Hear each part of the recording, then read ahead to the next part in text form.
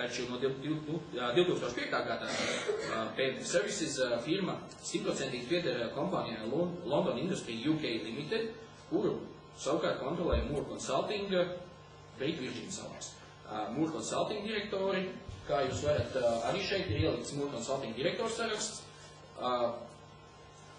ir Rudolfs Meroni un viņa ikgadējais partners advokātu birojā Adrians Kunslers.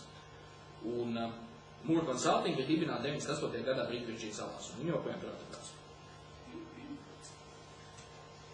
Tā, un pārējot tālāk pie kopējiem, ko tad šī kompānija PMT ir pirkusi, pārdevusi un ieguldījusi Latvijā, mēs nonākam, izskatot oficiālos, izdrukājot no zemesgrāmatas oficiālos datus, mēs redzam, ka dokumentu kauds ir diezgan iespaidīgs, un tas, kad mēs sākam skatīties, kādi šeit nekustamie īpašumi ir redzami,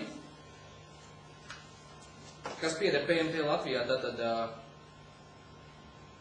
mēs nonākam pie tā, ka īpašumā ir ļoti vērtīgi nekustamie īpašumi Rīgā, pārsvarā Ķīpselā, kas ir nopirkti lielākoties neņemot kredītus. Tātad nauda viņiem jau bija. Un viņi ir sākuši uzspiest šos nekustamos īpašumus sākot ar, kā jau minēja, līdz ar kompāniju dibināšanu 2000. gadā, un visu laiku pērk un kaut ko arī pārdod līdz pat šim gadam.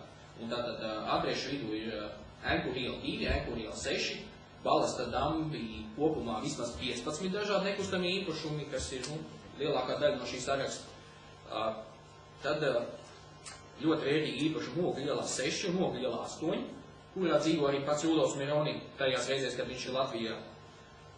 Tad Zvejnieku ielā vairāk īpašumi, kā iela 4, Kojusavas 11, kāds īpašums Maskavas ielā un nekustamais īpašums Tarējusas ielā.